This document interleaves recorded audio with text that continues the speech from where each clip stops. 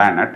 ஆனால் இந்த சனி என்ற கிரகத்தை தான் கர்மகாரகன் அப்படின்னு சொல்லப்படுவது உண்டு. அப்போ இதனை உழைப்பு அப்படின்னு நம்ம எடுத்துக்கலாம். கடினமான உழைப்பை வெளிப்படுத்த வேண்டிய நிர்பந்தம் என்பது இந்த மகர ராசிக்காரர்களுக்கு எப்பொழுதுமே தேவைப்படும்.